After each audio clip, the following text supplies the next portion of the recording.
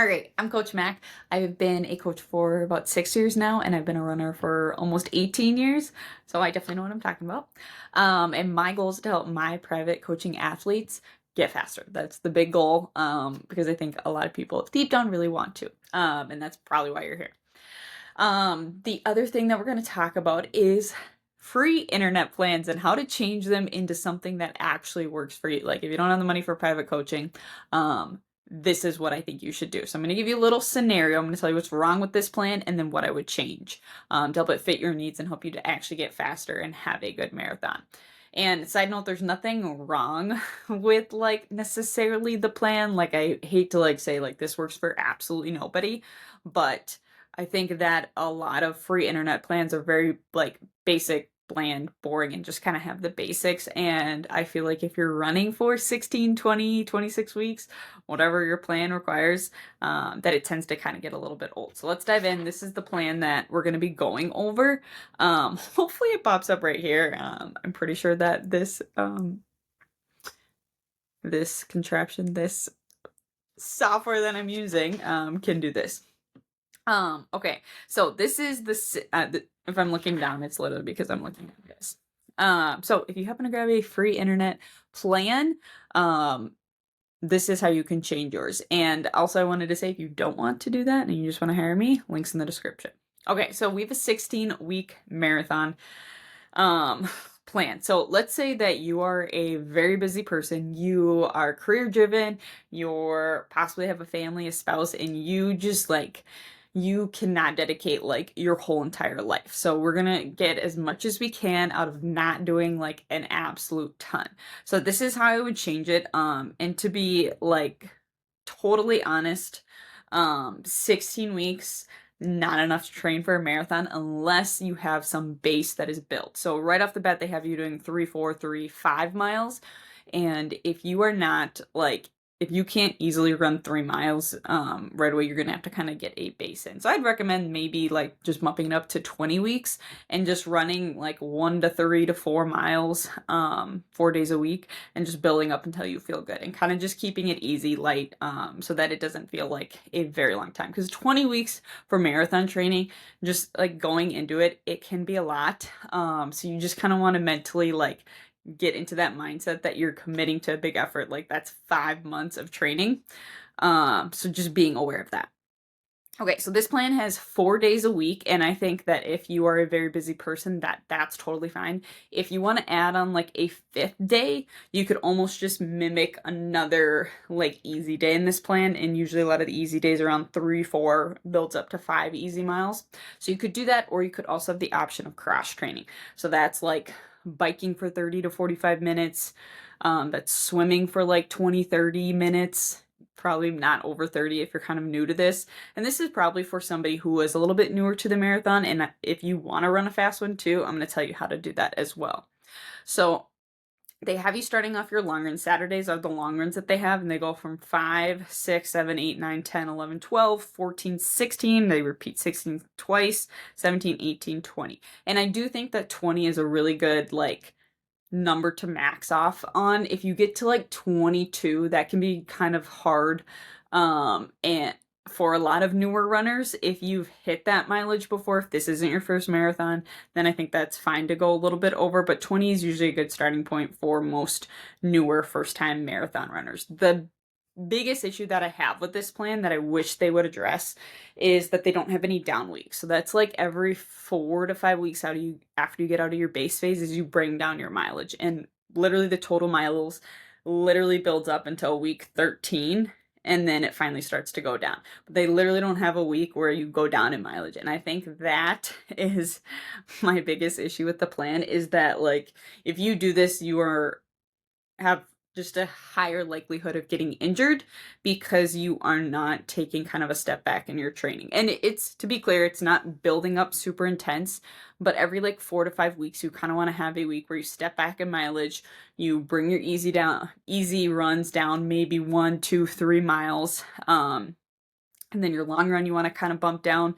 And that's just to like make sure you don't get injured and feel good. And in the long run, it is going to save you, and it will allow you to do another marathon if you want to. And it will also just, you have such a higher likelihood of getting to the end if you take that down week. And what stops people from their race is not like bad race conditions. It's not family events getting in the way. It's not sickness. The highest likelihood of you not reaching your marathon goal is getting injured. So we want to do as much as we can to prevent that. So again, 4 days a week I think is really good. The other issue that I have, which some people might not fully agree, is that there's no variety in your training.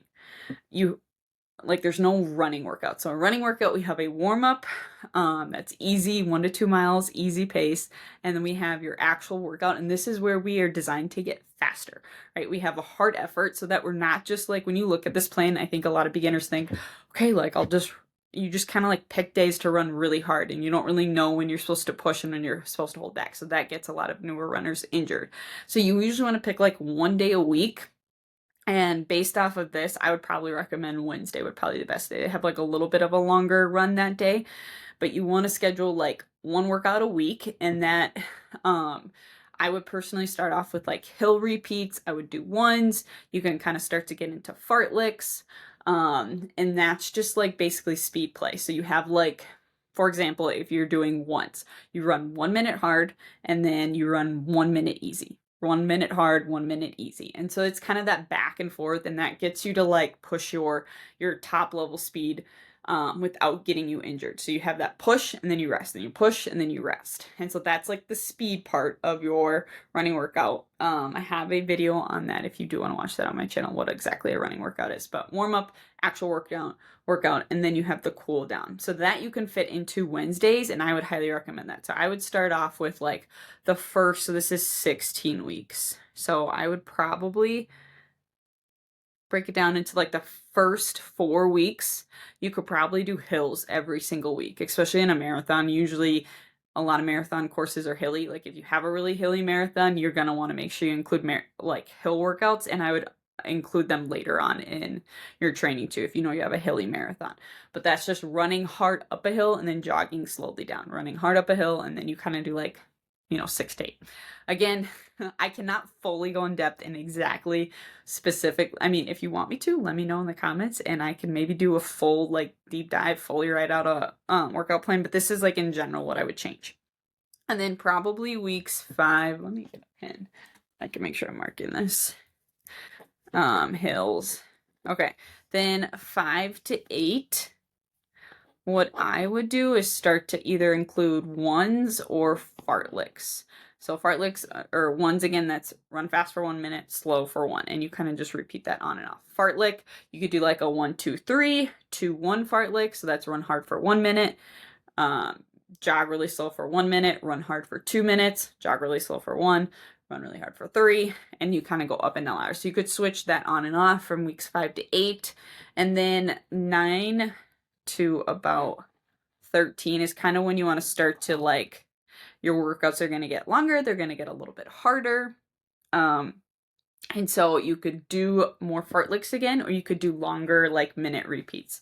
And the reason why I'm not like prescribing like 800s or mile repeats, which you might hear a lot, is that if you're a newer marathoner, honestly, going off of time is probably going to be your best with workouts, because you focus like your ability to push and the effort and the pace that you can go is going to fluctuate so much when you're a newer runner. And I feel like giving times and giving like run your 800 at this pace or run your miles at your mile repeats at this pace almost puts like a ceiling that you didn't have in the first place. And so all of a sudden you're like, oh, I think I can only run this fast, when like in like 2 or 3 years or even that season, like you could be running like way up here, and you just don't know, because that's why I don't want to put times on it. So that's why it's nice to have like these go off of time versus distance repeats. So you could do like 3-minute repeats, you could do 4-minute repeats. I hesitate to do tempos. Yeah, I'm not gonna talk about that. Tempos you can maybe get into, but you could switch off between longer repeats and the fartlek to still kind of get that speed. And then if you want to throw in 1 to 2 more hill work, maybe one more hill workout, you could do that. 1 or 2, just to like make sure we can handle hills a little bit more. And then They did a really good job, I do think, with the taper for the most part. So week 13, they have you maxing out at 20, which is that's what you want to do. Week 14, they have you doing a 9. I would almost recommend probably doing like an 11 or 12-mile long run, and then 15 maybe going to a 7 or an 8. So that's the only thing I would maybe change, but again, it also kind of depends on you. You don't want to pull back way too much, otherwise then like you feel way too fresh and like you almost taper or get really fast too early.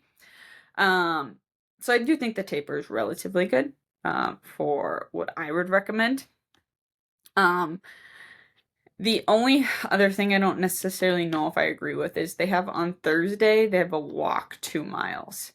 I think I would run the 2. I don't think I would walk it. I can understand like trying to make sure that you don't overdo it, but I don't think you need to necessarily walk it. But I think that is also a personal preference. The only other thing that I would maybe consider adding in, which I think is fun and adds a little bit of variety into your training, is adding in strides. So strides are basically they're about they're from like 60 to 100 meters, and if that doesn't make sense, you can maybe think like 2 or 3 house lengths long, kind of depending on where you are. And it's about like 10, 15, 20 seconds. So basically you start, and this is after like one of your easy runs, you start running, and then you quickly build up to like almost an all-out sprint, but not an all-out sprint so you don't get injured, and then you slowly peter off, and then you stop running. So that like whole thing lasts about 15 seconds. And then you rest, catch your breath, and then you do like a total of like 4 to 6 of those. And that's usually after you could probably do like on a Monday. You could either do a Saturday. And those are just good to kind of like get speed and practice. You want to practice really good form. And it's always good to practice speed, even if you're marathon training. And those you can start to incorporate once a week, like honestly right at the start of week 1, especially if you've already had your base. So I think that also helps with variety.